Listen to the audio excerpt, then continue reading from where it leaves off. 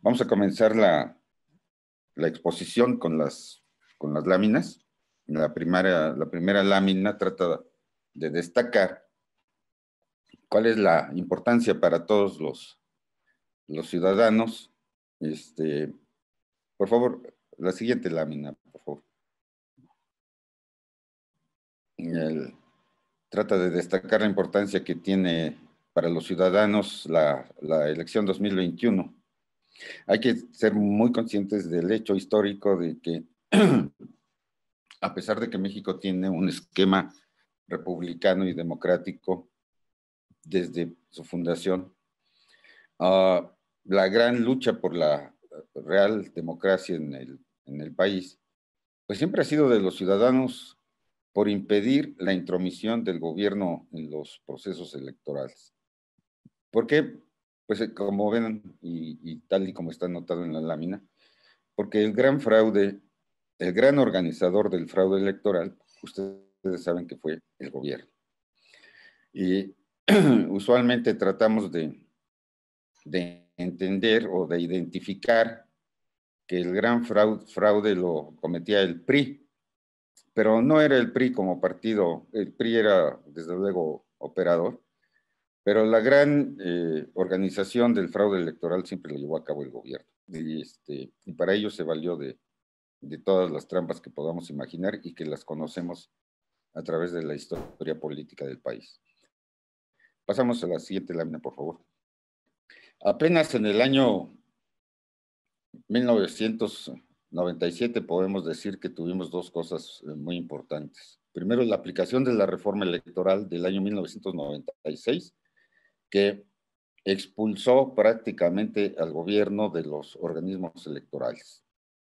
Apenas esta reforma tuvo lugar en 1997, la oposición ganó la mayoría en la Cámara de Diputados y en el año 2000 se logró la gran hazaña encabezada por Vicente Fox de ganar la presidencia de la República para la oposición, y por vez primera en prácticamente todo el siglo XX hubo alternancia política. En la lámina 2 hice una ilustración que me parece muy pertinente, porque don Adolfo Ruiz Cortines dijo una frase que fue y ha sido muy célebre, porque decía: tengo la delicada misión de interpretar los sentimientos del pueblo de México. Y con esa frase, él en las listas que le presentaba tanto el presidente del PRI como el secretario de Gobernación con los candidatos, él escogía a nuestros candidatos. Pero no solamente escogía a nuestros candidatos, sino escogía a los candidatos que iban a ganar. Cuando por alguna razón el candidato del PRI, ya sea a una diputación, al Senado, a una gubernatura, tenía las posibilidades de perder, inmediatamente entraba a operar la maquinaria electoral del fraude. Y ellos decían en ese entonces que era un fraude patriótico, ¿no? Porque se trataba de detener a la reacción, a la derecha clerical, a la derecha empresarial, a la derecha panista. En ese sentido, había una justificación ideológica muy burda, si ustedes quieren, pero era la justificación que ellos esgrimían para ganar absolutamente todas las elecciones. Todavía hasta el año 83, como ustedes lo saben, prácticamente todos los distritos electorales, los 300 distritos electorales, ganaba el PRI. Todas las gubernaturas las ganaba el PRI. Y todas las senadurías de mayoría las ganaba el PRI. Entonces, esa era la forma de consumar las cosas en la política mexicana. En el año 1988, el sistema se conmocionó porque ustedes saben que existió una gran inconformidad ciudadana con las grandes crisis que vivimos en los años 81, 82, trajeron una pavorosa devaluación, la inflación se desató incontrolablemente, pero además nos cayó el sismo de 1985 y prácticamente tuvo repercusiones a nivel nacional. En el año 88 se consumó lo que mucha gente considera que fue uno de los grandes fraudes electorales del siglo XX, cuando el actual titular de la Comisión Federal de Electricidad, que era entonces secretario de Gobernación, y a la sazón era el presidente de la Comisión Federal Electoral, pues salió sencillamente a declarar al país que se había caído el sistema de cómputo. Así que toda la votación que llegaba de la zona centro del país, del Estado de México y particularmente del Distrito Federal, pues favorecía ampliamente a Cuauhtémoc Cárdenas. Pero pues, pasadas 5, 6, 7 horas, pues esa ventaja de Cuauhtémoc Cárdenas se desvaneció y entonces resultó que Carlos Salinas de Gortari fue el ganador de la elección. Madre Santísima. Pero el gran problema de México es que Buenas tardes. El gobierno y los políticos están acostumbrados al fraude electoral. Yo lamento mucho señalar que también le sucedió a Vicente Fox, porque Vicente Fox intentó en el año 2005 invalidar la posible candidatura presidencial de Andrés Manuel con la oposición del presidente de la República. Se intentó modificar la posibilidad de que se presentara a las urnas. Ustedes saben que siempre se presentó a las urnas en el año 2006 y perdió frente a Felipe Calderón. Yo sé de buena fuente que Felipe Calderón estaba dispuesto al recuento, pero en primer lugar en ese año no estaba permitido el recuento, y además se corría el grave peligro de que las huestes López Obradoristas hubiesen intervenido en el recuento y hubiésemos visto urnas quemadas por todos lados y un posible alzamiento popular muy similar al que organizó Trump ahí en el Capitolio. Entonces ya lo convencieron a Felipe Calderón de que no debía irse al recuento y ya sabemos todos la historia que siguió. Pero para mí es muy, muy importante que tengamos presente el hecho de que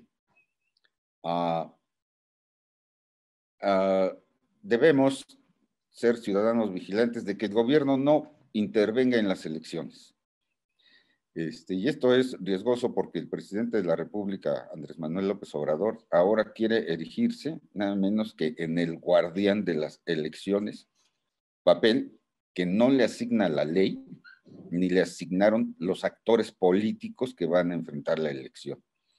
Y que yo sepa, tampoco los ciudadanos le hemos dado ninguna asignación de esa naturaleza. Pero hay que tener mucho cuidado con eso. Yo soy partidario de que el presidente de la República de ninguna manera, de ninguna forma se convierta en supuesto guardián de las elecciones, sobre todo porque tenemos indicios muy claros de que el gobierno pretenderá intervenir en la elección. Bueno, pasamos a la siguiente lámina. Vamos a partir de este momento vamos a dar una serie de datos que son muy técnicos para luego pasar a la parte de política, que es muy importante, porque ahora que hemos mencionado gran parte de la importancia de las elecciones 2021, sabemos que para nosotros los ciudadanos va a ser fundamental y vital el respeto al voto y que la elección se lleve de acuerdo conforme a la ley. Pero digamos que para el presidente de la República tiene otra importancia. La elección 2021 en relación con la democracia no tiene tanta importancia para el presidente, sino que para el presidente lo fundamental es ganar la elección. Y necesita ganar porque de ello depende su proyecto político. Es altamente probable que la Cámara de Diputados obligue, si es integrada mayoritariamente por la oposición, es altamente probable que la Cámara de Diputados obligue al presidente de la República a entablar acuerdos y negociaciones que hoy en día están, digamos que fuera de uso, por el hecho de que tiene una amplia y cómoda mayoría. Y además fue bastante justificada, como podremos observar cuando revisemos la situación electoral del año 2018, porque la población definitivamente estaba harta de la inseguridad, harta de la corrupción y harta de un gobierno que había prácticamente abandonado a los sectores populares, ¿no? Es decir, las políticas de los gobiernos que López Obrador denomina neoliberales, ciertamente buscaban el desarrollo económico, pero no tenían políticas deliberadamente establecidas para dar un verdadero salto en la reforma social. Y la reforma social siempre fue un pendiente que el pueblo de México se las cobró al tripartidismo en el año 2018. Y lo vamos a ver más adelante. Aquí solamente hago el apunte de la importancia que tiene el entramado jurídico e institucional. Como ustedes pueden ver en las láminas que tienen en pantalla, yo les he apuntado cuáles son las leyes electorales que por mandato constitucional debemos observar en el proceso electoral 2006 y las instituciones que por mandato constitucional también deben intervenir en la elección. Son el Código Federal de Instituciones, la Ley General del Sistema de Medios de Impugnación, etcétera, y las instituciones, indudablemente el Instituto Nacional Electoral, el Tribunal Electoral del Poder Judicial de la Federación, obviamente la Suprema Corte de Justicia de la Nación y la FEPADE famosa, la Fiscalía Especializada en Delitos Electorales. Y esto lo apunto porque el presidente de la República no tiene atribuciones, facultades o competencia alguna para declararse guardián de las elecciones. Y si esto está fuera de la ley, eso es ilegal. Pasamos, por favor, a la siguiente lámina. Desde una perspectiva política podemos, y todos lo sabemos prácticamente esto, que la fortaleza o debilidad del gobierno y de su partido Morena dependerán del resultado 2021. En 2018 obtuvieron una cómoda mayoría en prácticamente toda suerte de elecciones en las que se presentaron, salvo en los lugares en que había mucha fortaleza del PAN. Vamos a ver más adelante cómo el PRI definitivamente se desplomó de una manera impresionante. El PRD igual, y no estuvo exento el PAN, pero más o menos se pudo sostener en algunos terrenos. Otra parte importante de las elecciones de 2021 es que se va a poner a prueba la fortaleza o la debilidad del Instituto Nacional Electoral y del Tribunal Electoral del Poder Judicial de la Federación. Igual vamos a poder calibrar cómo está la oposición. Como ustedes saben, en las elecciones recientes del año pasado, el estado de Coahuila se llevó el carro completo, ¿verdad? Nadie pensaba que Morena no ganaría un solo distrito y sin embargo no ganó ni un solo distrito. Y pasó algo similar en las elecciones para ayuntamientos en el estado de Hidalgo, en donde pues también la capital y las ciudades importantes como Tulancingo, Xmiquilpan, todas esas, pues las ganó el PRI otra vez. Quiere decir que ya hay, al menos en esos lugares, una desconfianza de la ciudadanía respecto de Morena, y a pesar de que tuvo una votación pues sensible, no ganó ninguna ciudad importante en el estado de Hidalgo y se fue en blanco en los distritos electorales de Coahuila. Pero quizás lo más importante de la elección 2021 es que se está jugando el destino de la 4T. Y la cuarta transformación, de acuerdo con lo que el presidente de la República nos ha dicho, es la erradicación de la corrupción, al menos esa es la parte fundamental de su discurso, y la vinculación del gobierno con los sectores populares a través fundamentalmente de los programas sociales. Pero también a través de la legislación, porque el presidente de la República nos ha traído reformas que resultan muy importantes, pero igualmente parecen caricatura. Por ejemplo, estableció la consulta popular en la Constitución. Pero las consultas populares que ha llevado el presidente a cabo son sumamente aborrecibles y hasta ridículas, perdónenlo, pero así son. Puso unas mesas en la calle para que la gente fuera a votar si quería que se construyera el aeropuerto o no. Hizo lo mismo para la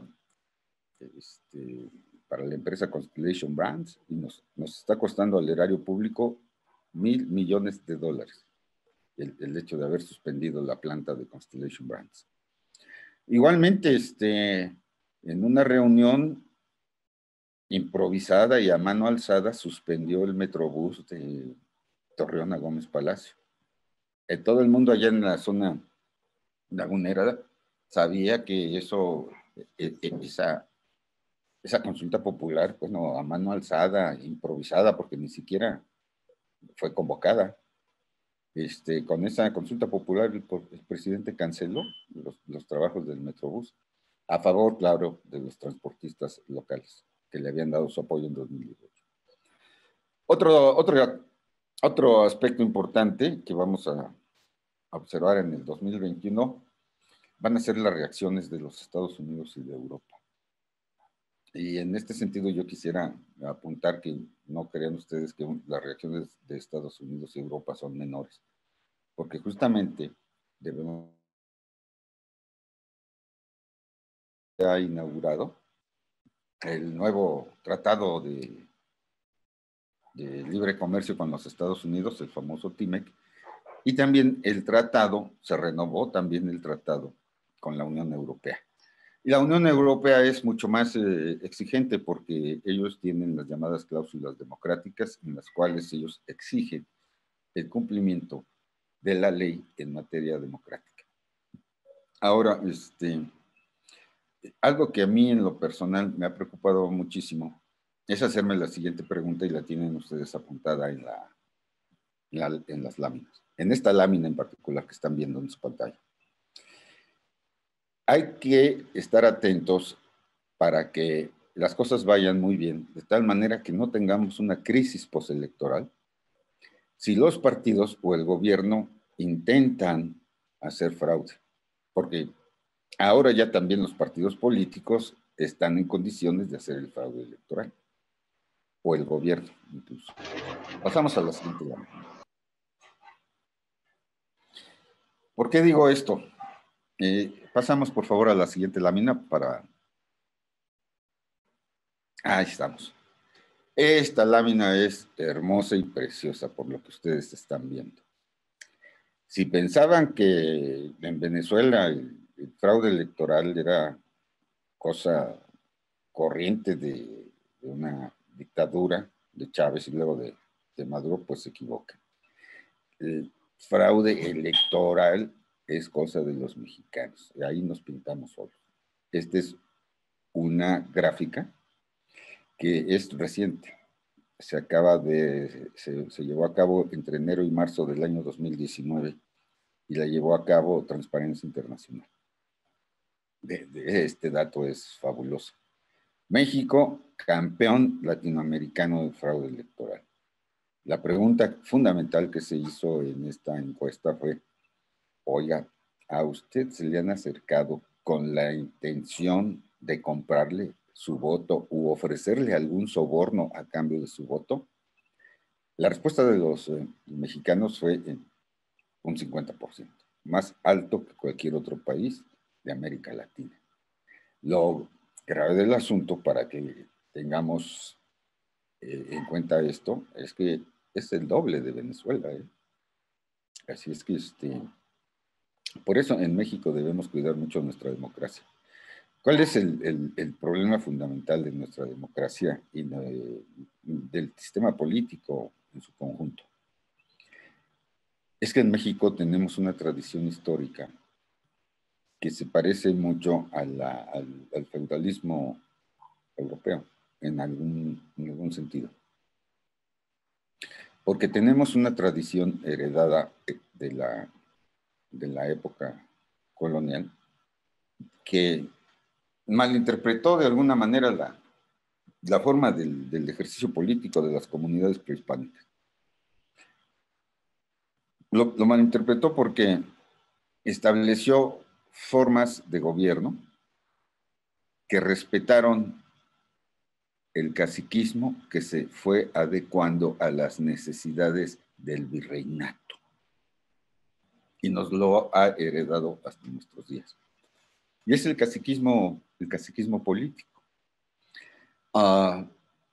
Quizás el hecho de que hayamos accedido a la modernidad económica y a las instituciones democráticas y a la legislación modernizante nos haga pensar que el caciquismo ya desapareció. Y eso no es verdad. Que todos en nuestro pueblo, en nuestro municipio, en nuestro estado, todos sabemos identificar quiénes son los caciques locales. Y sabemos identificar también que existe como una pirámide. Bueno, ¿cuál es la característica fundamental del caciquismo político? El caciquismo político tiene como característica que es un poder político. Pero es un poder político que tiene la capacidad, fíjense bien en lo que voy a decir, porque eso es muy importante que lo tengan todo el mundo muy claramente en la cabeza. Tiene la capacidad de imponerse a las leyes y a las instituciones. El presidente López Obrador, por supuesto que está en esta tesitura. Hace poco, no tiene poco, nombraron a Rosario Piedra Ibarra en la Comisión Nacional de los Derechos Humanos. Se saltaron la ley y se saltaron las instituciones. La ley decía claramente, nadie que forme parte de una dirección política de un partido puede ser presidenta de la Comisión de los Derechos Humanos.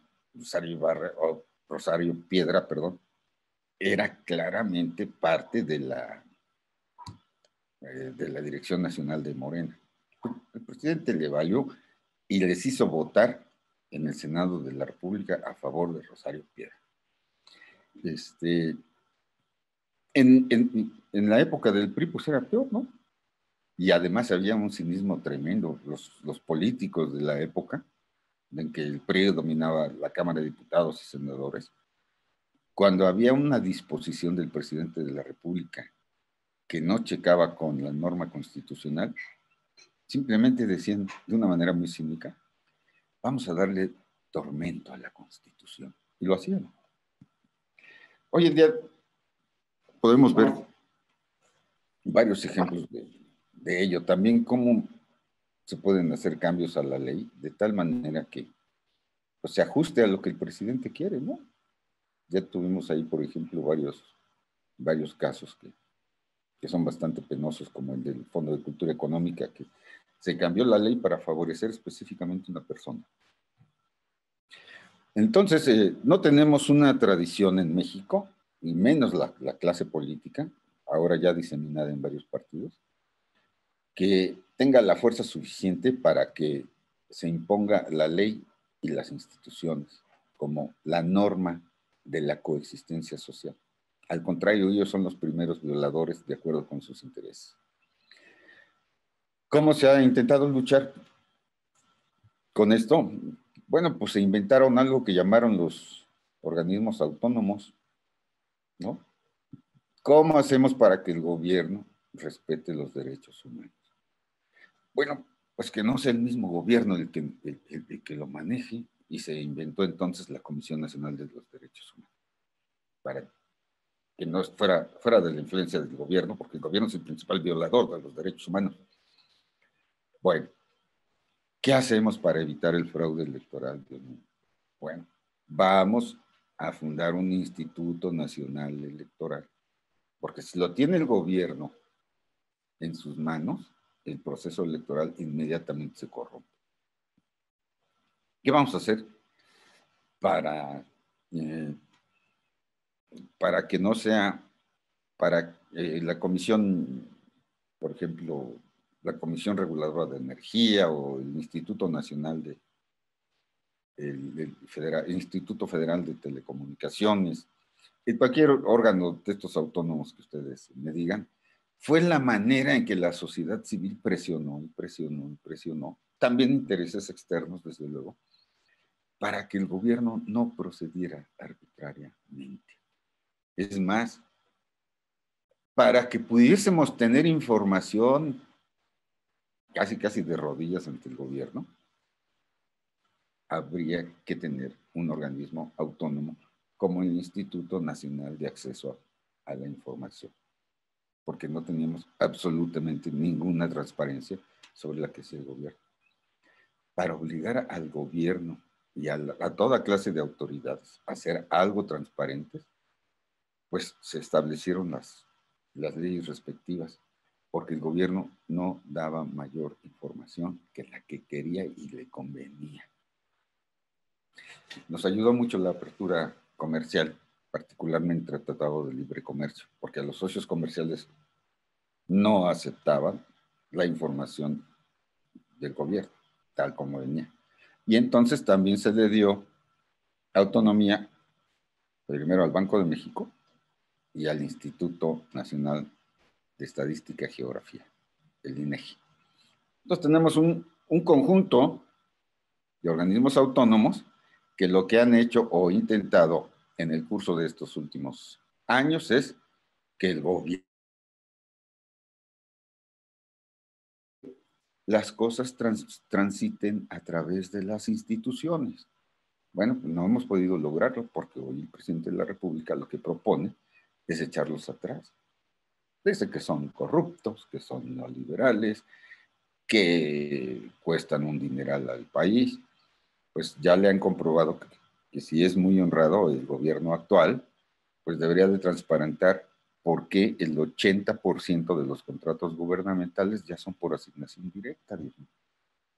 Y está reservando muchísima información hasta después del año 2024. En fin, pasamos a la siguiente lámina, por favor. Quiero señalarles que, bueno, empezamos la parte técnica y nos vamos muy rápido.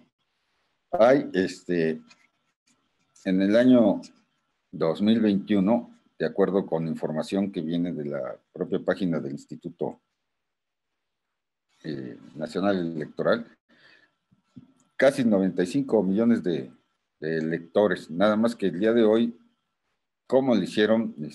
Pero ajustaron la cifra a casi 93 millones. De todas maneras, es un mundo enorme de votantes y es muy complejo todo el proceso, en virtud de que prácticamente, no prácticamente, sino todos los estados tendrán algún tipo de elección en el año 2021. Igualmente, el número de cargos de elección popular también será el más grande que tengamos, rebasa los 21,300 cargos de elección popular.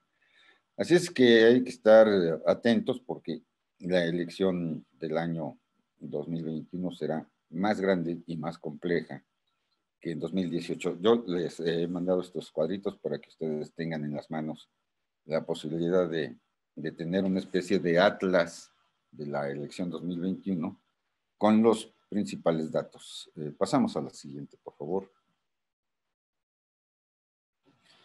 La siguiente lámina les está ilustrando a ustedes, estado por estado, cuántas elecciones y de qué naturaleza se van a presentar en el país. Como pueden ustedes ver, prácticamente la mitad del país se va a presentar a elecciones de gobernador. Son 15 elecciones. De 32 posibles, prácticamente la mitad, casi la mitad. Pero igualmente será muy importante contemplar que las diputaciones que están en disputa a nivel local solamente no tendrán elecciones para Congreso local. Coahuila, como pueden ustedes ver, a Querétaro y Tamaulipas. Y de hecho, prácticamente todo el país también entra en elecciones de ayuntamientos, con algunas 3 excepciones, como pueden verlo allí. De hecho, el Distrito Federal también entra, la Ciudad de México entra en proceso electoral. Y como les digo, este cuadro se los mando para que ustedes tengan en sus manos la posibilidad de conocer el dato. Y pasamos a la siguiente lámina y comenzamos a ver algo ya más interesante, más emocionante. Y es que quiero que ustedes observen lo que es el mapa político relacionado con los gobernadores en el año 2020 y tengan una idea del poder de los partidos políticos a nivel regional. El PRI todavía tiene 11 gubernaturas en su haber. El PAN está cerca del PRI con 9. Morena ya empieza a fortalecerse desde el año 2018, tiene 6, como ustedes saben. El PRD tiene 2, todavía está en Quintana Roo, aunque débilmente, y todavía tiene alguna fortaleza en Michoacán. Pero fuera de eso, el PRD está muy raquítico como partido con posiciones de poder en las gubernaturas. El Movimiento Ciudadano tiene una gubernatura que ustedes saben que es la de Enrique Alfaro en Jalisco. El Partido Encuentro Social también una gubernatura que es Cuauhtémoc Blanco en el estado de Morelos, y el Independiente, que es el gobernador de Nuevo León, Jaime Rodríguez el Bronco. Pero va a cambiar este mapa indudablemente a mediados de este año. Y pasamos al siguiente mapa, por favor, que es los estados en donde va a haber elecciones para gobernador. Enseguida mencionamos la importancia que tienen, porque vean ustedes, 8 entidades del PRI, recuerdan que tiene 11, 8 entidades del PRI van a entrar en disputa. Del PAN, que tiene 9, 4 van a estar en disputa. El PRD, que tiene 2, por 1. De Morena va a entrar en elección el estado de Baja California. Y también tendremos elecciones en Campeche, en Nuevo León, que es el Independiente que va a estar en juego. Quiero que vean ustedes la siguiente lámina, por favor.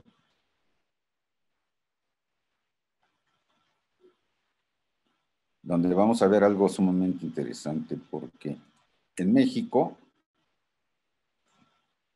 lo que vamos a intentar saber en la elección 2021 es qué tanto por la situación de la pandemia, qué tanto por la situación económica, qué tanto por la situación de la inseguridad, la gente se va a presentar a votar para intentar tener alguna alternativa que nos permita encontrarle alguna salida a esta grave problemática. Tal como les he mencionado que la importancia de las elecciones en los estados crece en el caso de México por una razón importante. Porque la población va a intentar tener una representación más genuina, toda vez que la elección 2021 va a ser una elección muy regional.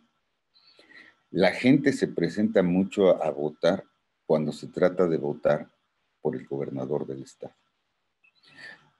Yo sé que la mayor parte de ustedes viven en las entidades y podrá constatar cómo cuando hay una elección local que interesa mucho a la gente va a las urnas. Lo mismo podemos decir de las elecciones municipales. A la gente también en lo muy local, en lo muy municipal, se presentan a votar. Porque a diferencia de otras elecciones, las reformas electorales que hubo en los últimos 10 años intentaron, por el alto costo que tienen, que coincidieran con las elecciones federales. De tal manera que hoy más que nunca la elección local va a pesar sobre la elección federal, a diferencia de lo que ocurría antaño, en que la elección federal era más pesada.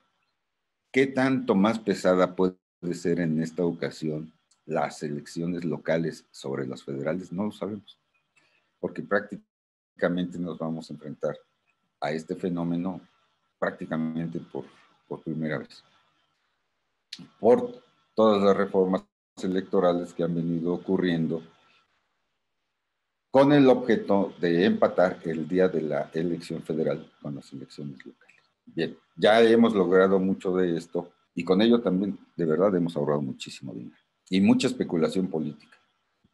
Pero quiero que vean esta gráfica que les presento aquí, porque quiero que vean ustedes un hecho muy, muy significativo.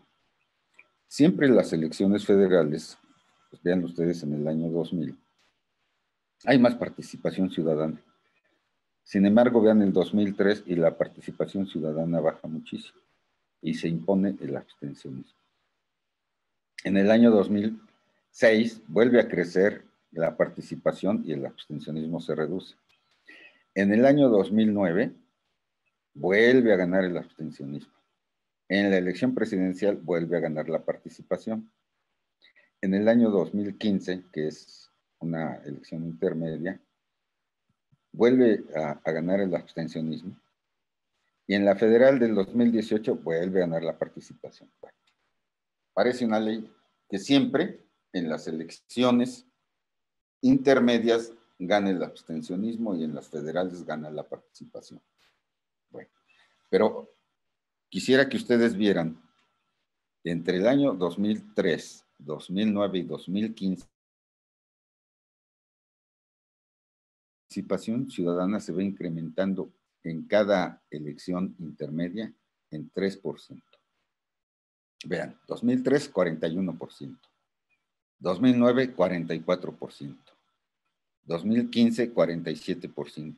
La progresión es de un 3%, de tal manera que si esta progresión de 3% se mantiene para el 2021, cuando menos podemos esperar que haya un empate entre abstencionismo y participación, pero muy favorable a la participación, porque por vez primera es posible que en una elección intermedia se presente a votar más del 50% de la población.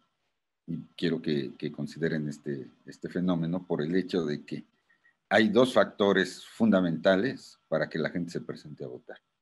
La primera es el carácter local de estas elecciones, el marcado carácter local general, y el hecho de que el contexto está obligando a mucha gente a tratar de intentar tener una salida a sus grandes preocupaciones sociales y socioeconómicas. ¿A qué me refiero?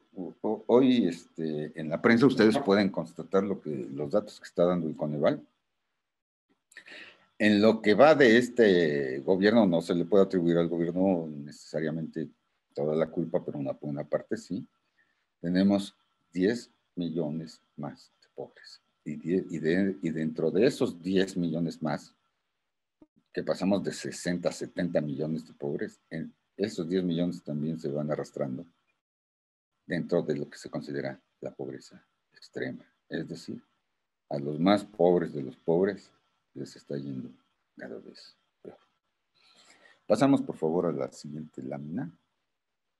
Es donde quiero que vean ustedes cómo se está manejando la participación. Entonces quisiera que les quedara dos cosas claras. La elección 2021, por efecto de la inercia de la participación ciudadana, garantiza que se va a presentar cuando menos la mitad de esos 93 millones que dice el INE que se van a presentar. Y dos, el contexto los impele a que la gente se presente a votar, lo mismo que por efecto del carácter local de las elecciones de 2021. Entonces, estas tres cosas, van a hacer que la elección 2021 sea una elección sumamente importante, sumamente especial. Ahora, y tal como empezamos nuestra charla, el asunto es qué tanto la clase política, comenzando por el gobierno, porque no desdeñemos que PRI, PRD y PAN incluso han aprendido, pero y se la saben muy bien, cómo es la trampa electoral. Todos estos factores van a hacer que la elección 2021 sea sumamente importante. Y para el presidente López Obrador es vital, es fundamental, porque él sabe que la 4T la puede detener la Cámara de Diputados.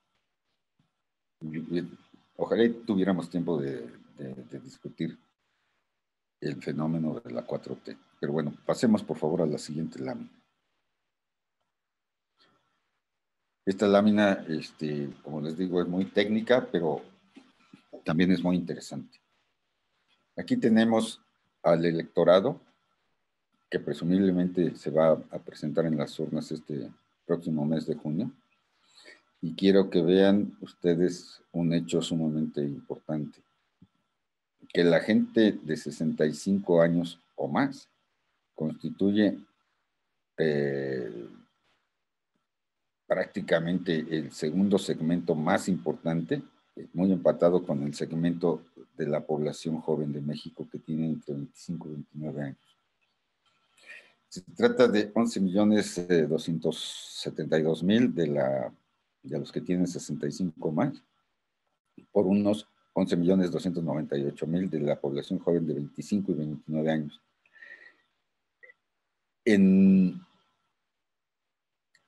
Les digo esto porque hemos podido nosotros constatar a través de las informaciones de prensa que los que más han sufrido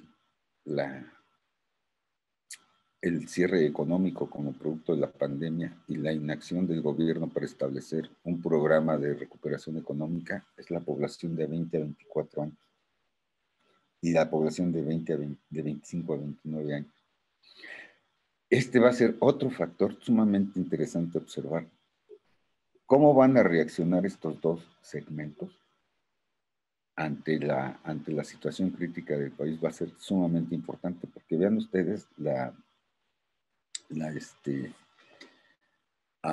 gran cantidad de electores que hay en ese segmento. Son los segmentos jóvenes entre los 20 y los 30 años, véanlo por favor en las gráficas, los más afectados por la pandemia y los que no tienen acceso a los dos únicos programas que el gobierno tiene, que fue, ni siquiera programas, uno sí fue un programa que es el crédito a la palabra por 25,000 pesos, y el otro que fue adelantarle a los adultos mayores sus pensiones por 2 meses, que no significó una erogación mayor, sino solamente un adelanto. Estos dos segmentos de 20 a 24 años y de 25 a 29, que quiero que lo vean en la pantalla, va a ser otro factor de suma importancia que debemos observar en la elección 2021, porque ellos no tuvieron ninguna protección en relación con, al contrario, perdieron el empleo. El mayor número de desocupados, de desempleados y desocupados, que no es lo mismo, en México durante el 2020 de la pandemia fueron estos. Y fíjense ustedes que son los dos segmentos mayoritarios en la lista nominal para la elección. Vamos a ver, va a ser sumamente importante observar cómo reaccionan estos segmentos. Por favor, pasamos a la siguiente lámina, que también es de carácter técnico, pero vean ustedes esta lámina que es la tasa de participación por rango de edad. Si bien, como les mencionaba, los segmentos, fíjense bien ustedes, los segmentos más importantes de la población son entre 20 y 24 y 25 y 29, como veíamos, pero son los que menos se presentan a votar. Vean ustedes. Aquí está la gráfica, que es muy clara, y que entre estos segmentos, al menos en el año 2018, fueron los segmentos más bajos en la votación. Sin embargo, vean ustedes un hecho importante, que la gente que tiene 40 años o más es la que más participa, la que está en la parte más alta de las barras rojas, entre los 40 y los 80 años, fíjense ustedes. Esa rayita que ven ustedes en la pantalla de color morado es la tasa promedio de participación. Y entonces esa rayita que ustedes ven de color morado la superan los segmentos sociales que tienen más de 40 años y siguen yendo a presentarse a las urnas, ¿eh? Arriba de la tasa promedio. Claro, la tasa promedio comienza a bajar cuando la gente tiene 80 años o más. Obviamente, pues seguramente es por las condiciones de salud, aunque son gente siempre interesada en presentarse a votar. A mí, desde luego me sorprende, ustedes vean la última barra, de los que tienen 85 años o más, ¿saben cuántos se presentan?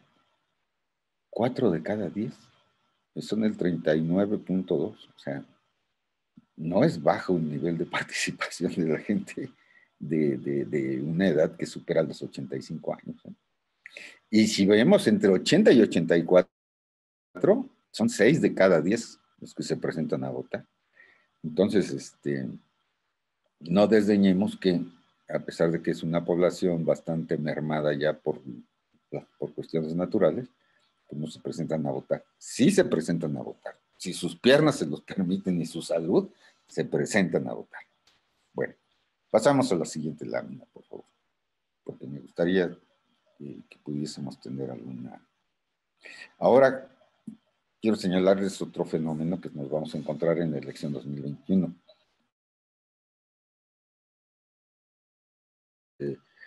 Puntualidad en conocer algunos aspectos muy importantes de esta elección. En primer lugar, que las mujeres son mayoría en la lista nominal, es decir, ya tienen su credencial y están listas para ir a presentarse a las urnas.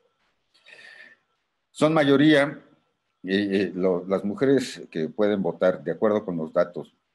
Varía un poco el dato, pero porque el INE no cierra la lista nominal hasta que ya tiene certeza plena.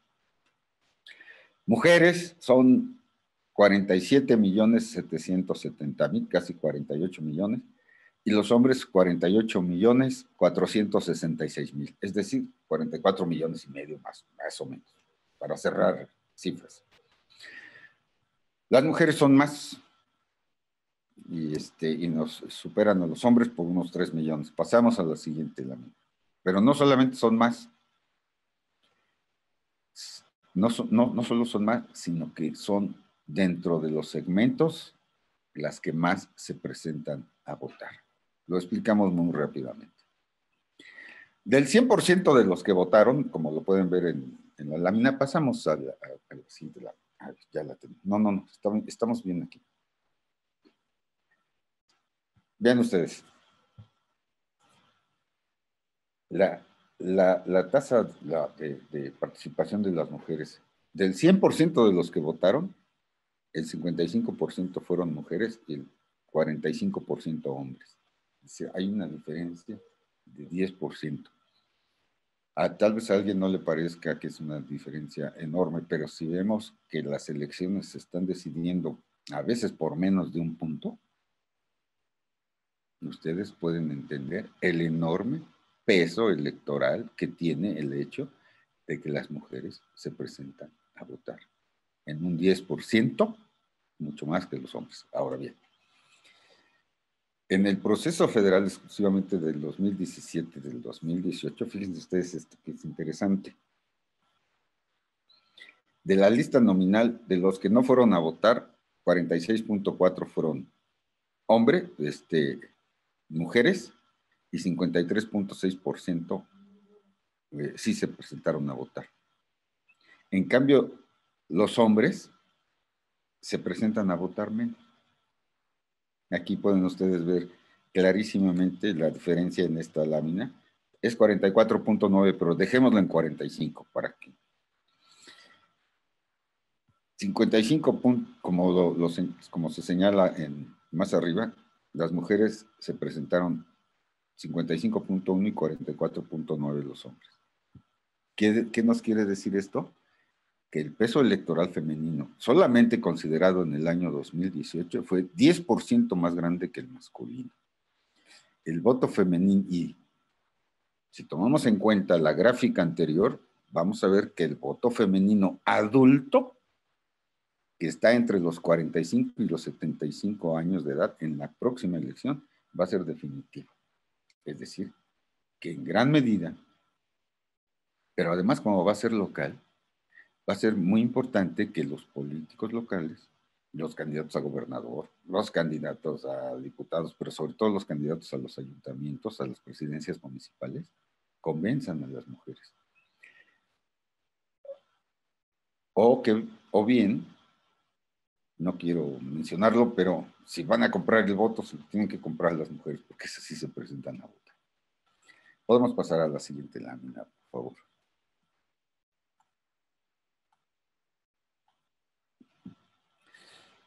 El voto de las mujeres. Bueno, pues entonces vamos a hacer una breve reflexión sobre esto que es tan importante, porque déjense ustedes de cosas y entiendan que ya las mujeres mandan, y mandan prácticamente en todos los terrenos. Porque además, fíjense ustedes que a todos los partidos políticos la ley ya los obliga a presentar el principio de la paridad. Ese principio establece que cuando menos, que no es limitativo, pero sí, puede ser, sí es limitativo, porque también dejan 50% para hombres.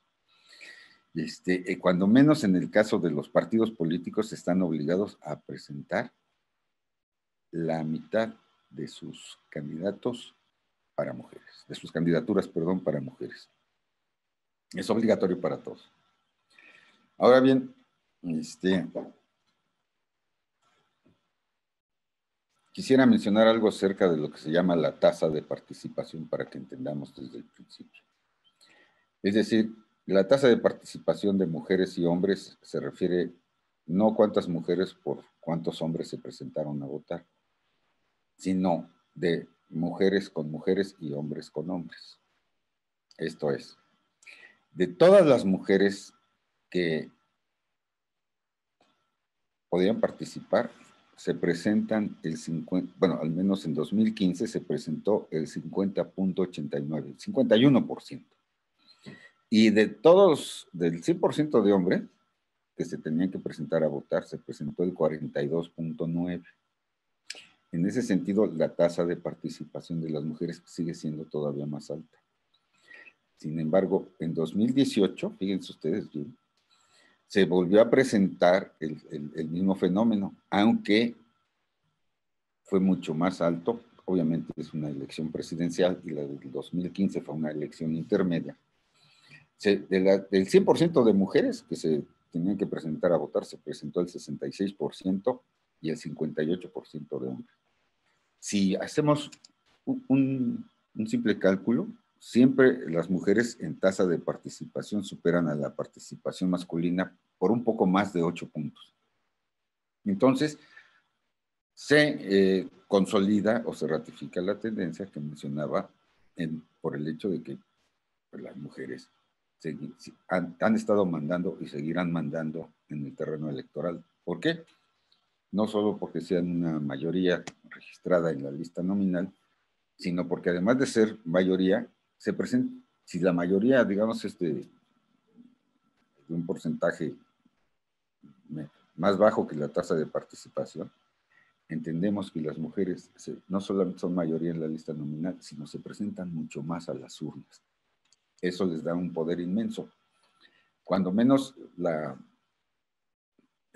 paridad electoral trata de hacerle justicia a las mujeres en el sentido de que son un segmento social que está adquiriendo una importancia fundamental en la sociedad y no, digamos, en la política, sobre todo en la política electoral. Entonces, apenas este principio de la paridad de género, pues les está haciendo justicia a las mujeres en cuanto a género. Aunque, pues debemos de tener conciencia de que hay este principio de paridad desborda mucho lo que es la meritocracia. Es decir, aquello de que me tienes que dar un lugar por el hecho de ser mujer, no me parece importante. Me parece más importante el mérito que tengan como gestoras de la sociedad. Porque, ¿cuál es el resultado de esta paridad de género? En México, tal como la vemos en la realidad, pues Laida Sansores, pero de eso hay mucho, ¿no? El candidato de Morena para el estado de Guerrero, en fin. No es cuando uno ve, por ejemplo, los candidatos que están presentando los partidos, pues hay mucha desazón. Muchos de ellos son auténticamente impresentables, ¿no? La mayoría de los impresentables son hombres, muchos vinculados con el narcotráfico y muchas mujeres pues, verdaderamente vividoras de la política, ¿no? Deberían de estar ahí mujeres que de verdad han estado en las comunidades colaborando con el desarrollo de sus mismas comunidades y del país. Pero en fin, en términos generales sí considero que se le está haciendo por fin algo de justicia a las mujeres, aunque todavía tenemos una clase política impresentable, tanto en hombres como en mujeres. Vamos por favor a la siguiente.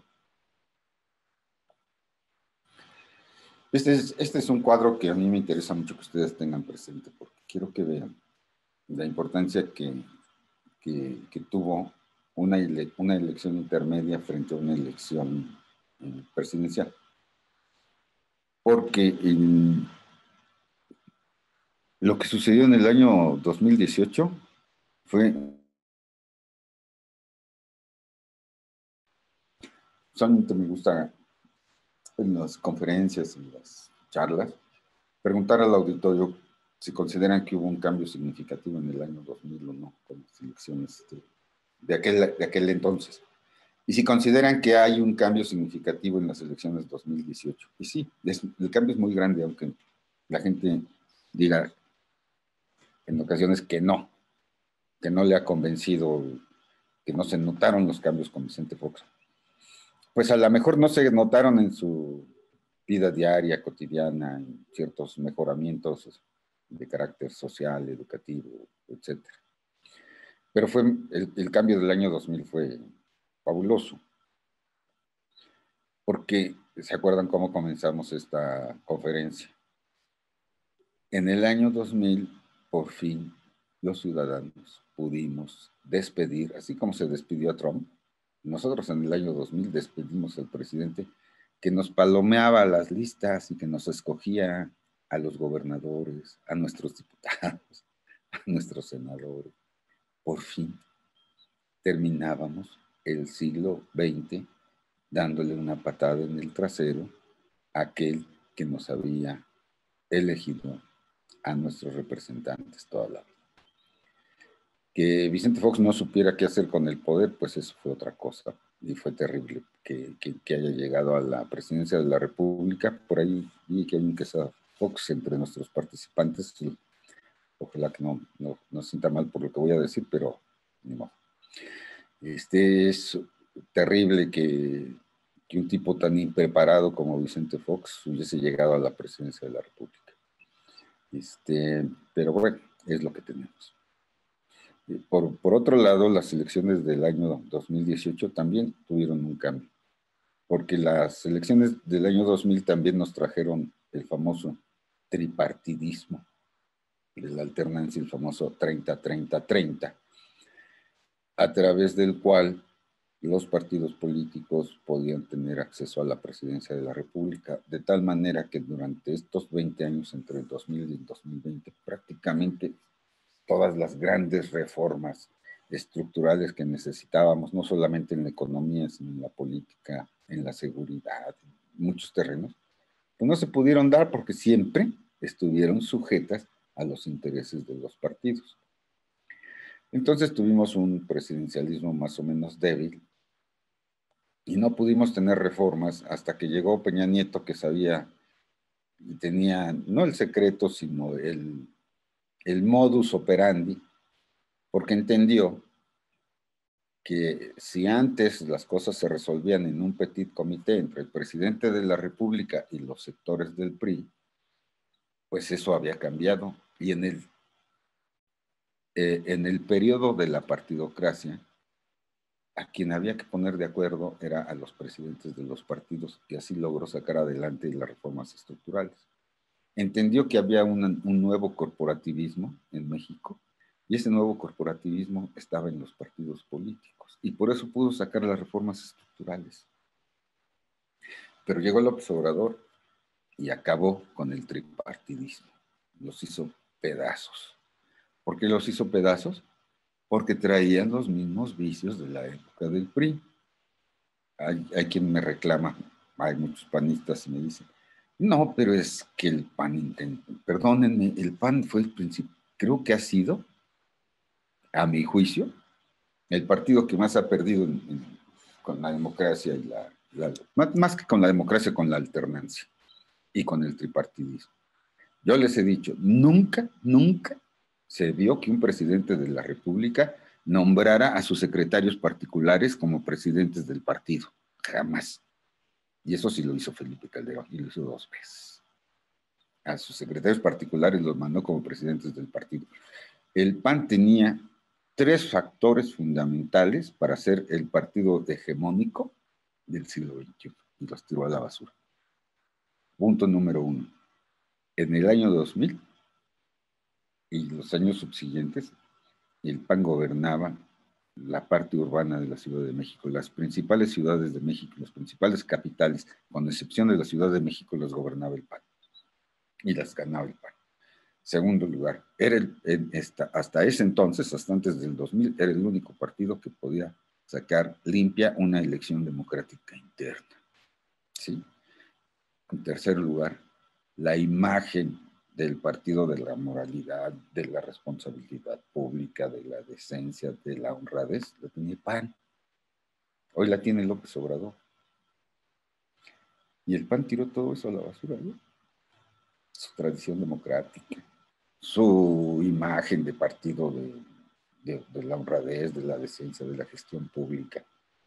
Y el poder que ya había acumulado como partido que se perfilaba a ser el que más se acomodaba al México urbano. Todo eso ya lo perdió, ¿eh? Vean ustedes lo que es el PAN ahorita. Seguramente habrá algunos de ustedes que son simpatizantes del PAN. Y verán ustedes que ese partido sigue metido en un pleitazo de cúpulas que se dan golpes con una bajeza impresionante. Vean lo que hace el gobernador de Chihuahua con su candidata, lo que hace el Marco Cortés, que de veras que es algo muy, muy penoso como partido, y luego Ricardo Anaya queriendo repetir el caminito de López Obrador. No, es absurdo, perdón. Bueno, aquí en este cuadro quiero que vean ustedes. El PRI tenía en el 2015 155 diputados de mayoría relativa, es decir, ganó 155 distritos. ¿Saben cuánto ganó 3 años después? Ahí está. 10. ¿Quieren ustedes mayor desplome que un partido que haya ganado apenas hace 3 años 155 distritos se desplome a 10? Quiero que lo vean. Se desplomó a 145. ¿Y quién ganó 147? Vean ustedes entre 2015 y 2018. Morena. No quiero decir que Morena le haya arrebatado directamente al PRI las cosas. Lo que sí sucedió es que se desplomó el tripartidismo famoso de PAN, PRI, PRD, que se supone que seguirían siendo los amos de la alternancia. Llegó López Obrador y ganó la elección. ¿Por qué la ganó? Por el desgaste que tuvieron estos partidos y porque se presentó como la opción que la gente estaba esperando. Se presentó con las banderas de la honradez, las banderas de la democracia, las banderas de la atención social, ¿verdad? Y la gente se fue con López Obrador. Si los partidos no entienden cosas tan sencillas, y no le entienden, ¿por qué? Porque están ensimismados como cúpulas, viendo cómo favorecen a sus grupos, lo que les mencionaba, cómo consolidan su cacicazgo interno. Y lo siguen haciendo, lamentablemente. No entendieron distritos. Es decir, que la oposición ganó, vean ustedes, 227 distritos de 300 distritos disputados. Morena y aliados ganaron 227. Pero tampoco podemos dejar de reconocer que si bien López Obrador tuvo un 53% de la votación, un 47% no le tuvo confianza. Veremos cómo funciona ahora el proceso electoral a 2021 en el próximo mes de junio. Es en este sentido creo que nunca antes en la historia reciente de la política mexicana ha sido tan difícil intentar estructurar escenarios políticos específicamente en relación con los escenarios electorales. Si pasamos a la siguiente lámina, vamos a ver un fenómeno también muy interesante, que es cómo quedó la Cámara de Diputados. Morena no obtuvo la mayoría, pero son muy hábiles, los políticos mexicanos son muy hábiles. Y en el 29 de agosto del año 2018, si pasamos a la siguiente lámina, esa mera, más otra lámina, esa. La Cámara de Diputados, en el 29 de agosto del año 2018, fue muy interesante porque hubo un gran chapulineo. Ustedes, la fecha del 29 de agosto es importante porque pasamos al 1 de septiembre, que es cuando toma posesión López Obrador. Y antes de que tomara posesión López Obrador, empezó un chapulineo muy interesante. 32 diputados del PT y 25 del Partido Encuentro Social se pasaron a Morena para que Morena lograra sumar 247 diputados de 500 posibles. No alcanzó la mayoría simple, que era 250 más 1, sino que poco tiempo después se sumaron otros diputados para que Morena pudiera sumar 251 y hasta 252 diputados. Para mí fue muy triste, bueno, ya lo sabíamos nosotros, pero no me acuerdo quién fue. No quiero decir nombres, pero era alguien muy importante que dijo: ¿cómo es posible que no tengamos 250 diputados más 1? ¿Que no pudieron comprar a 5 pinches diputados? Perdón que lo diga así, pero así lo dijo el tipo. Qué barbaridad, qué falta de, no de tacto, sino qué bajeza en la consideración de lo que es un representante popular. Y que son perfectamente comprables. Perdón, pero a lo mejor hasta tenía razón. Pero así estamos. Poco después Morena, pasamos a la siguiente. Morena pues ya alcanzó pasamos al siguiente, por favor. Poco después pues ya Morena pues ya alcanzó la mayoría en la Cámara, la mayoría simple cuando menos, como pueden ustedes ver, al 1 de diciembre de 2021, es decir, apenas 2 meses atrás. Esta gráfica está tomada de la página de la Cámara de Diputados. Ya la composición nos revelaba que Morena efectivamente ya tiene 252 diputados, que sumados a sus aliados, pues hacen una mayoría bastante cómoda en la Cámara de Diputados que le permite al presidente que le aprueben todas las leyes que él envíe. No solamente las envía, sino que todos sabemos que él da órdenes, no anda pidiendo favores a la Cámara de Diputados. El problema también es que tenemos una Cámara de Diputados muy dócil, que está dispuesta a aceptar prácticamente todo lo que manda el presidente, muy a pesar de que mucha gente no esté de acuerdo. Pero bueno, es parte de lo que estamos viviendo como fenómeno político. Pasamos a la siguiente. Quiero señalarles rápidamente que, al menos en parte importante de la pandemia, el apoyo para el partido del presidente, según una de las encuestas que realizó una compañía, encuestadora norteamericana que se llama Massive Caller, y la hizo el 5 de junio de 2020, aunque todavía no teníamos los resultados de la pandemia. Pero si se hubiera realizado la elección ese día, el 5 de junio del 2020, o sea, Moreno hubiera arrasado horriblemente a todos. Aunque el PAN, fíjense una cosa interesante, el PAN se hubiera erigido como la principal oposición a la hegemonía de Morena. El PRI de plano se mantendría desplomado, incluso se iría más abajo de lo que tiene actualmente, a 33 diputados. Y muy probablemente el PRI no hubiera ganado más allá de los, quedamos en que eran 10 distritos los que ganó el PRI, ¿verdad? En 2018 fue impresionante la derrota electoral del PRI. Pasamos a la siguiente lámina y si ya estamos hablando de cosas tristes, de una vez lo hacemos. Y les dejo este cuadrito, que es un cuadrito que proviene de cuánto nos van a costar las elecciones, y va a ser un mundo de dinero. El Instituto Nacional Electoral en el año 2018 se gastó 17 mil, por favor traten de imaginar eso, 17 mil millones de pesos.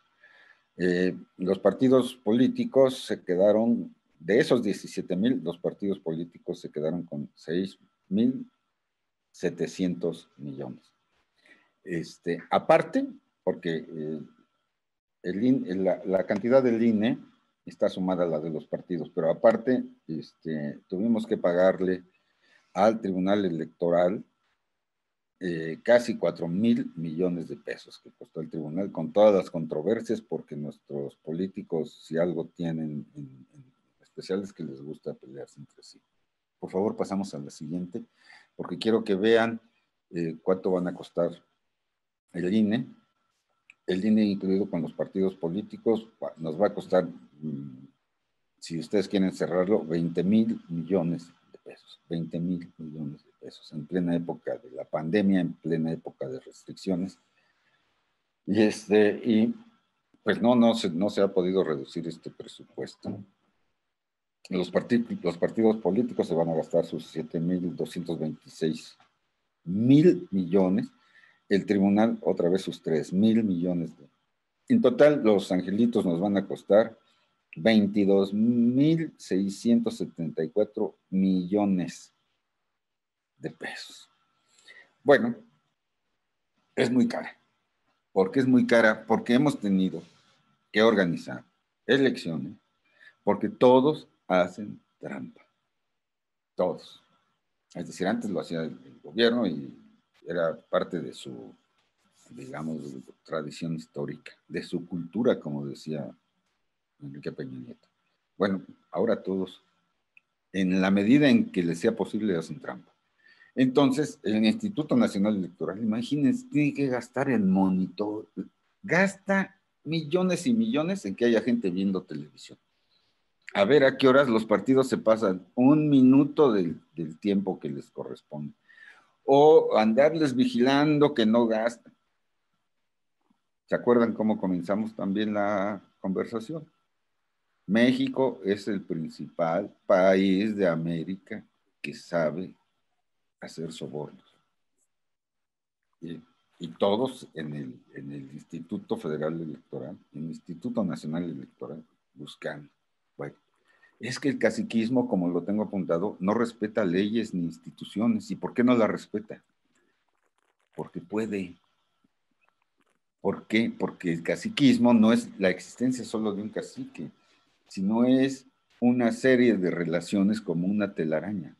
El caciquismo es un sistema, señores. Es un sistema que se puede reproducir gracias a ¿qué? A la impunidad. Es decir, no puedo yo combatir el caciquismo si no combato el sistema caciquil. Ese sistema caciquil se basa en una serie de relaciones entre los caciques que son de carácter piramidal. ¿Por qué? Pues porque el presidente es mi compadre. ¿Por qué? Porque aquel lo puse yo y aquel me debe este favor Y yo sé cómo hizo la tranza con los millones Romero de Champs. Y yo sé cómo Romero de Champs, bueno, tiene relaciones con bla, bla, bla. Y sé cómo aquel otro tiene relaciones con el narco. Y es un sistema. Entonces, ¿cómo desmantelar este sistema? Está muy difícil todavía. Empezábamos con las instituciones autónomas y ya López Obrador les está echando para atrás. Pero bueno. Entonces, una de las conclusiones que anoto en esta lámina es que pues, por eso partidos y candidatos son proclives al fraude electoral. Vamos a ver si tenemos todavía tiempo. Vamos a la siguiente, por favor. En la siguiente, a pesar de que vean ustedes los numeritos allí, solo quiero que vean uno. Año 2018, y luego el otro renglón es aportaciones a la seguridad social. Si ustedes ven, en el año 2018, las aportaciones a la seguridad social fueron de 17,759 millones. ¿Qué tiene que ver este numerito? Pues que es igualito al que se gastan los partidos políticos. Imagínense que los partidos políticos se gastan el equivalente a todas las aportaciones a la seguridad social del año 2018. De ese tamaño es la aportación que se le está haciendo a los angelitos. Y vean ustedes que para esta elección 2021 ya no son los 17,000 millones de pesos, ya son 22,000 en plena pandemia, en plena crisis económica, en pleno anuncio del Coneval de 10 millones de pobres más en un solo año. Y de entre esos, otros 10 millones en pobreza extrema. Ustedes dirán qué tanto o qué tan bien estamos gastando los recursos públicos, pero no quisiera yo no quisiera yo que decayera el optimismo, pero Pemex se está gastando 80 veces más que eso, y el presidente se los está dando. Es decir, Pemex nos explica la austeridad republicana, la austeridad franciscana. Es más, Pemex nos explica el hecho de que tengamos más muertos en el personal médico y de salud en todo el mundo y que seamos el tercer lugar por encima de la India en el número total de muertos por COVID-19. Toda la lana se le está dando a Pemex y a la Comisión Federal de Electricidad, que con toda su ineficiencia nos está costando. Por favor, revisen los datos de Pemex y las críticas que se le hacen a nivel mundial. Porque aquí adentro, críticas a Pemex van a encontrar bastante pocas. Bueno. Ay, vienen ahora los programas de López Obrador. En la siguiente lámina, por favor. Licenciado, tenemos nada más, le podemos dar otros 3 minutos más, si gusta. 3 minutos, bueno. Como usted nos diga. 3 minutos. Vayan pasando las láminas para que la gente vaya viendo los partidos que se van a presentar, el dinero por cada partido, pero a lo que quiero llegar es a las preguntas. Porque miren ustedes, va a haber, no solamente va a haber elecciones el 6 de junio, va a haber elecciones también el día 1 de agosto de 2021, porque al presidente se le ocurrió que hubiera consulta popular. Y esa consulta popular va a costar 1,500 millones de pesos, porque el presidente la mandó a la Suprema Corte, y esa preguntita consiste en decir, oigan, ¿quieren que se aplique la ley? Dice que se le aplique la ley a los expresidentes. Es absurda, pero no es tan absurda si tomamos en cuenta que va a organizar esa gran consulta porque quiere organizar una segunda gran consulta, y eso es lo que oculta esta primera consulta, porque la segunda gran consulta no sabemos en qué va a consistir. Dios quiera y no el presidente de la República se le ocurra proponer la reelección. Bueno, ya solamente cómo vamos a llegar a las elecciones del 2021, por favor, en la anterior. Yo quisiera preguntarle si me gustaría, desde luego, conocer su opinión, porque para las elecciones hay que preguntarnos lo siguiente, ¿cómo vamos en educación? ¿Tenemos futuro para nuestros jóvenes? Esto es importantísimo. ¿Cómo vamos en salud? Ya se le ve forma al INSABI, volvió la pena darle en la torre al Seguro Popular. ¿Cómo vamos en pobreza? ¿Tenemos una estrategia real que nos garantice que vamos ganándole la batalla a la pobreza? ¿Cómo estamos en derechos humanos? Las mujeres en México, ¿cuál es la situación? ¿Cómo están? ¿Cómo está la seguridad? ¿Cómo están los jóvenes? ¿Cómo vamos en materia de seguridad y violencia? Por favor, esto es importantísimo porque me gustaría que todos comenzáramos a hacer algo, un ejercicio, que yo le llamo mapas. Ponemos una lista de problemas y los vamos acomodando de conformidad a una serie de valores que nosotros tengamos, ¿no? Y nosotros podemos irlos organizando. Es decir, a ver, ¿cómo está la seguridad? ¿Cómo va la economía? El gobierno ya no miente, el gobierno ya no es corrupto, ya tenemos una información de calidad, ¿cómo vamos con nuestros niños, con nuestros jóvenes? La violencia, ¿cómo está? Tenemos un gobierno que la está atacando correctamente, tenemos estrategia, en fin. Por favor, pasamos a la lámina 37 rápidamente, a ver si podemos, porque sí me gustaría esto, por ejemplo, porque al mundo católico sí me gustaría que hubiera esto. El presidente López Obrador tiene un proyecto que es una renovación de Estado. Y como toda revolución que promueve la renovación del Estado, implica tener una ideología. Y esta ideología ya la está el presidente difundiendo a través de la educación pública y a través de los programas sociales, y se llama la revolución de las conciencias. El problema es que el presidente quiere un México evangélico.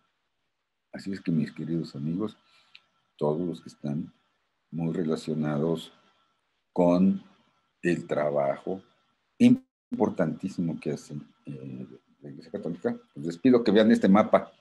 Yo hice este mapa a partir de ir viendo qué es lo que estaba haciendo. Cuando yo vi que el presidente estaba organizando su famosa constitución moral, que luego le llamó guía ética, y que la metió a la educación pública, para la educación de los millones de niños, desde chiquitos hasta la secundaria, como enseñan, como parte, dijo, no, esta guía ética no es obligatoria. Ah, no, pues la están repartiendo en todas las escuelas. Cuando vi cómo los servidores de la nación se venían aquí a parar a mi casa a enseñarme la guía ética, y cuando me fui a parar al comité de Morena y también me recetaron la guía ética, dije, ya sé cómo lo están haciendo. Y después cuando veo que los servidores de la nación son los de Confraternice y que van a estar al frente de los bancos del bienestar y que los va a proteger el ejército, digo, señores, ahí está pasando algo, ¿eh? Ahí se los dejo de tarea. Gracias, Alberto Arciniega, y con todo gusto entramos a la parte de preguntas y discusiones, todo lo que ustedes quieran.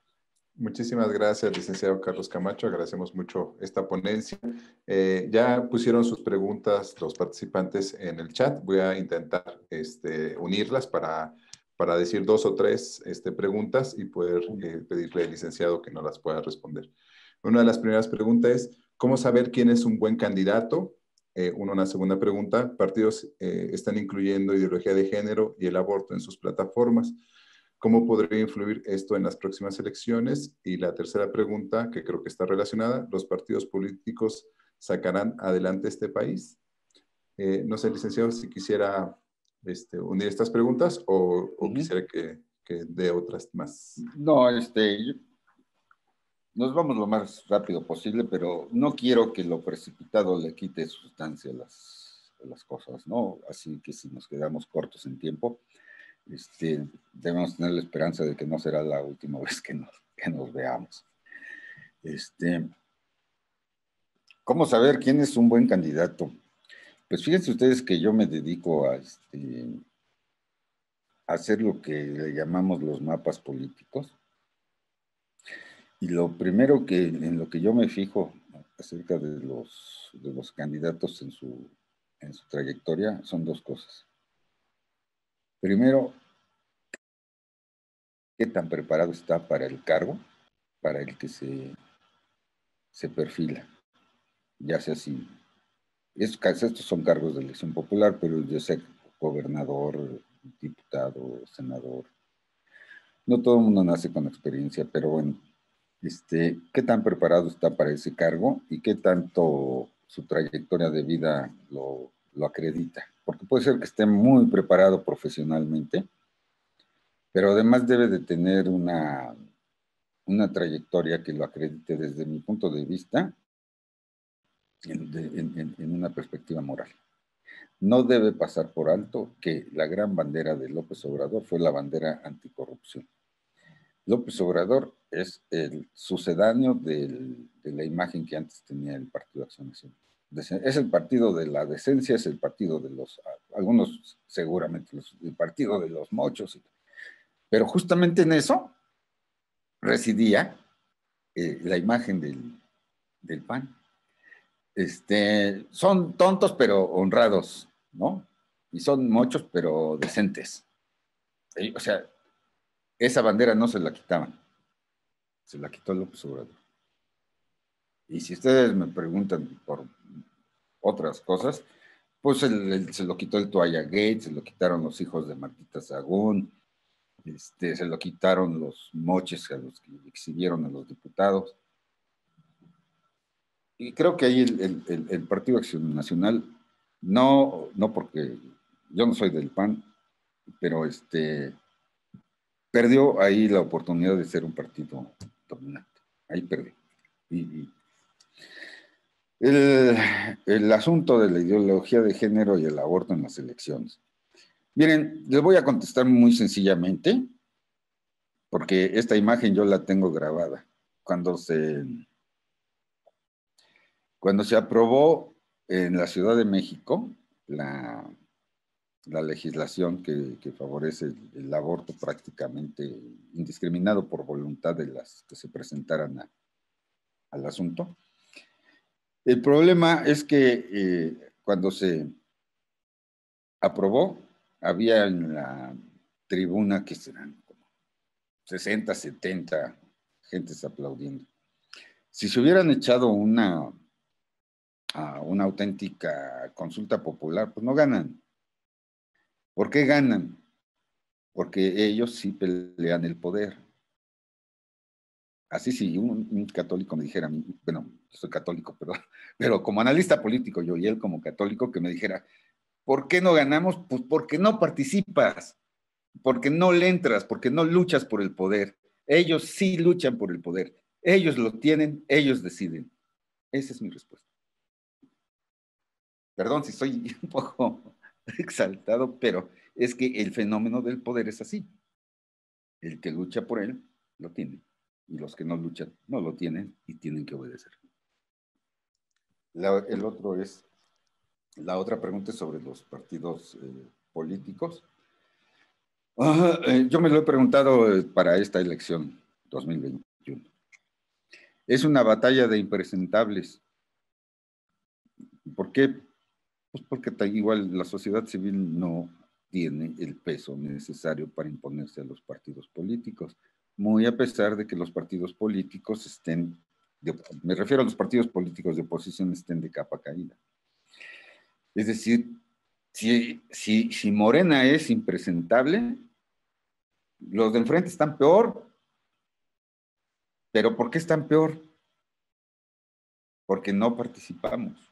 Porque los que somos mayoría, qué bueno que ahora nos estemos preparando con estas charlas, ¿no? Me alegra, me da mucho gusto. Siento una verdadera alegría que la sociedad civil se esté movilizando, porque es la única forma en que la sociedad civil puede tener peso político. Cuando hablo de peso político, estoy hablando de poder, y el poder se gana. Yo soy politólogo, no estoy moralizando a nadie, pero las luchas de poder son para hacer crecer el poder y trabajar con base en ello. si no tenemos una política que favorezca a las grandes mayorías nacionales de verdad, no con, porque la gente no espera que se le estén dando solamente dádivas. La gente lo que quiere es trabajo, dignidad, educación, capacidad de ser verdaderas personas, verdaderos seres humanos. Y esa opción, perdónenme, esto sí lo tiene la doctrina social de la Iglesia, pero no tiene militantes. Así de claro se los digo. Bueno, no quiero despreciar a quienes han trabajado tanto porque los conozco el trabajo que han hecho muchísimos curas y esto. Y lo hacen muy bien, pero desprecian la política, a eso me refiero. El que desprecia la política está despreciando la oportunidad de hacerla decente. Hay mucha gente decente también en la política, ¿eh? Pero no hay que desperdiciar, no hay que tener un concepto tan bajo de la política. Hay que reivindicar a la política y luchar en la política con los más altos conceptos. Y esos altos conceptos, miren, yo estuve haciendo una redacción hace un momento, ahí están: fraternidad humana, solidaridad, trabajo, defensa del Estado de Derecho, de la democracia, solidaridad real con las personas, con los más pobres, trabajo real. Eso yo lo he visto ahí, pero desprecian esta parte de la política porque piensan que la política es lo más bajo y lo más sucio y la componenda más oscura. Entonces, en este sentido, es que tenemos que reivindicar la política, todos los que creemos en el Estado de Derecho, en la democracia, en la solidaridad humana, en la fraternidad, en la dignidad de la persona. Hay que luchar. No hay otra. No hay otra. Lo digo como analista político, ¿eh? No lo digo como un militante o como un simpatizante de alguna creencia. Lo digo como analista. O sea, que así son las cosas. El que no participa, pierde. Eso es clarísimo. Gracias, licenciado. Otra ronda de preguntas es, ¿qué tanto se verá el abstencionismo ocasionado por el COVID-19 y qué costo político tendrá Morena en las elecciones de 2021 por la forma en cómo llevó y sigue llevando la pandemia por COVID-19? Dejo estas dos preguntas porque están relacionadas. Entonces, si gusta, licenciado. Bueno, había una gran preocupación por parte de las autoridades electorales, particularmente del Instituto Nacional Electoral. Y el instituto ya declaró que no, bajo ninguna circunstancia, va a suspender la elección 2021. Así es que lo que podría ahuyentar a la población sería el hecho de que no se guardaran las medidas sanitarias y que mucha gente adulta se abstuviera de ir a votar. Ustedes saben, como lo acabamos de ver en las láminas, que la gente de arriba de los 40 años es la que más se está presentando a votar, pero curiosamente la más afectada es la población de 60 años en adelante y es la población que más se presenta a votar. Si el proceso de vacunación avanza al nivel en que López Obrador quiere, ya estará vacunada la población mayor y saldrá a votar porque López Obrador sabe que es la población que va a votar por él. Entonces, de todas maneras pienso que la pandemia va a causar alguna merma, pero sí creo que en esta ocasión, por la importancia que tiene la elección como elección local y por la importancia que la gente le está concediendo al voto como salida a sus problemas, yo sí creo que vamos a rebasar el 50% de participación. Es más, si tenemos la oportunidad después de hacer un análisis, yo diría que estará entre el 51 y 52% a nivel de participación. La gente sí va a salir a votar, pese a la pandemia. Me preguntaban en relación con la posibilidad de Morena. Yo creo que Morena está construyendo su voto duro y que tiene un voto duro bastante grande. Las encuestas señalan que si la votación fuera el día de hoy, Morena volvería a ganar. No tendría una diferencia tan grande como el año pasado vaticinaban esas, pero podría volver a ganar Morena. Bueno, eso es lo que dicen las encuestas. No por una gran diferencia, pero sí va a ganar, digamos, cómodamente. Gracias. La gente todavía tiene esperanzas de que salga adelante este gobierno. Ha puesto demasiadas esperanzas. Gracias, licenciado. Las siguientes dos preguntas son, ¿cuáles son los elementos que inciden para que las mujeres ejerzan más el voto que los varones? Y también preguntan si tendremos alguna candidata, candidata mujer obviamente, para las elecciones presidenciales próximas.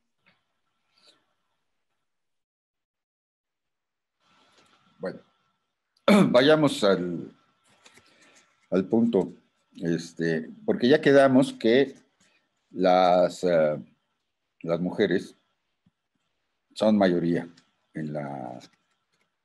no solamente en la lista nominal o en el padrón. Las mujeres son mayoría demográfica en el país y eso nos lo explica muy claramente el hecho de que también sean mayoría en el padrón y en la lista nominal.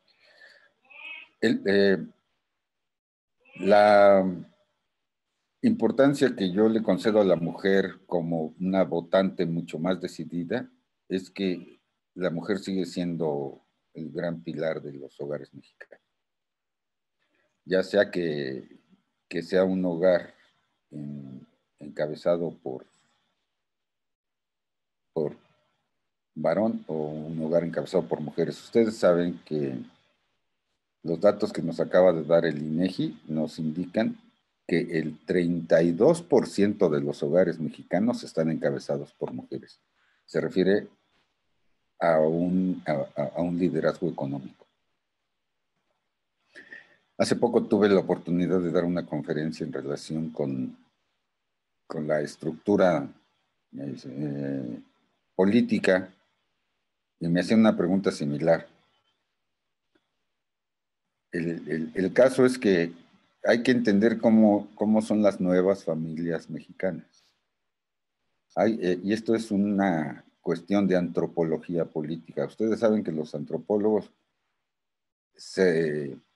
tienen una visión muy profunda, es decir, ellos pueden hacer lecturas que la gente común no podemos hacer. Por ejemplo, les doy un ejemplo rápido. Los antropólogos nos explican muchas veces cómo es que las fiestas comunitarias son muy exitosas y muchos de ustedes saben bien que si hay una fiesta en San Miguel, vienen cuando menos mucha gente de los 8 o 10 pueblos que están alrededor de San Miguel. ¿Ya qué van?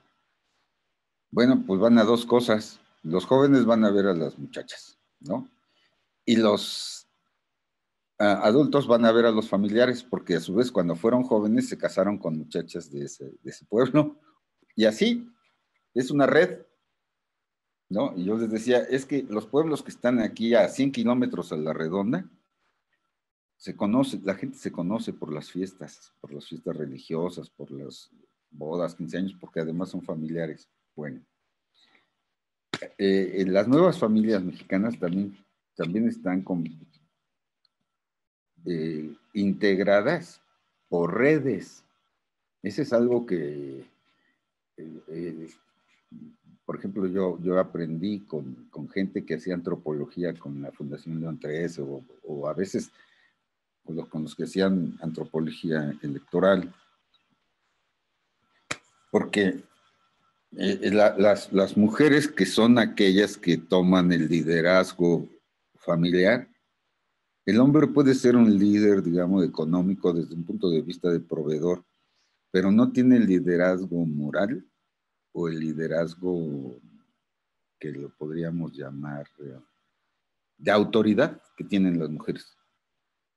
Y eso explica en gran medida el peso político de las mujeres. Yo he trabajado me ha tocado dirigir equipos de trabajo para hacer investigación electoral y he tenido la oportunidad de, por ejemplo, mandar antropólogos a los domicilios particulares para que convivan con las familias y que el antropólogo me diga, oye, está pasando esto dentro de esta familia y hay un momento determinado en que la matriarca, que puede no ser la mamá o la abuela, sino incluso hasta la nieta, claro, la nieta con cierta edad, pero que toma la decisión de que se va a votar por X.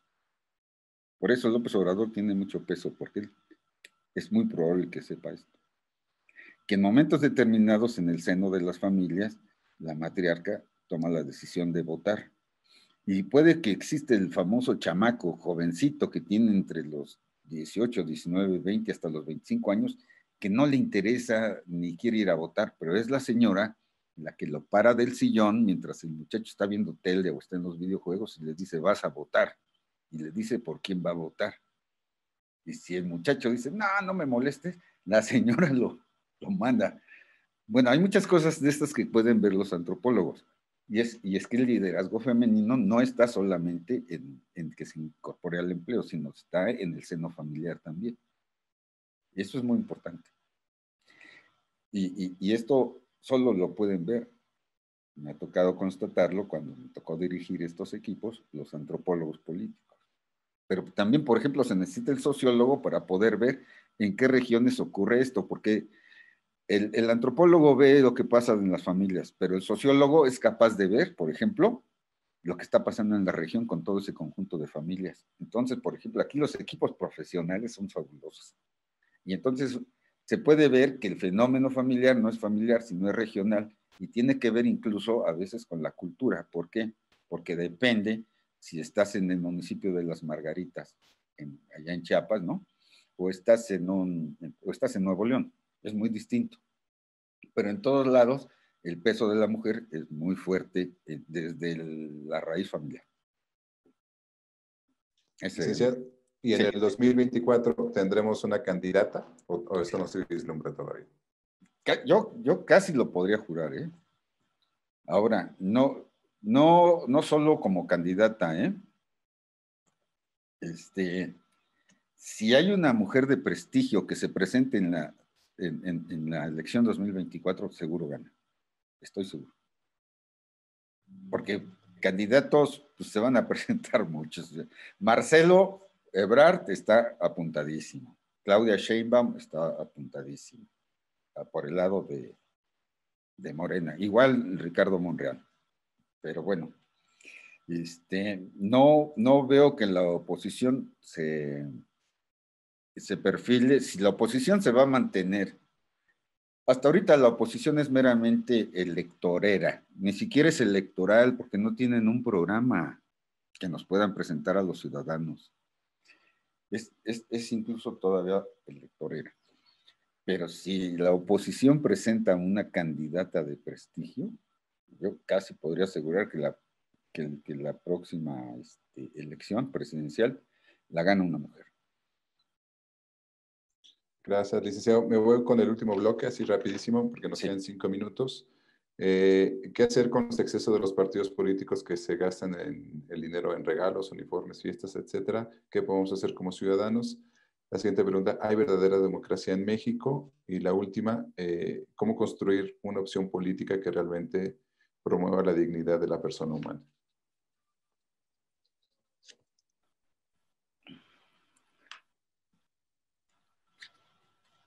Son de suma importancia lo que están mencionando. Los partidos y dinero.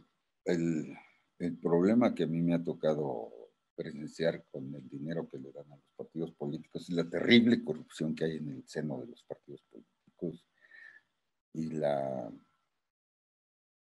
robadera de dinero que les da el INE. Hacen lo que ustedes no tienen idea para robarse el dinero y para repartírselo a sus allegados, tanto a sus allegados políticos como a sus familiares. Yo lamentablemente lo he atestiguado directamente, no voy a dar nombres ni lugares donde, pero sí he sabido que el robo descarado es brutal. ¿No? Si destinan, por decir, 100 millones de pesos para que existan ferias de libro, conferencias, cursos para la ciudadanía, de esos 100 millones, se los juro, se roban 80. Se los roban. Inventan ONGs, inventan cursos, y todo eso. Y esto es reciente, ¿eh? Los partidos políticos son muy corruptos, terriblemente corruptos. La única forma, creo yo, de combatir esa corrupción es estableciendo mecanismos de participación ciudadana, mecanismos autónomos, pero para eso se necesita también dinero.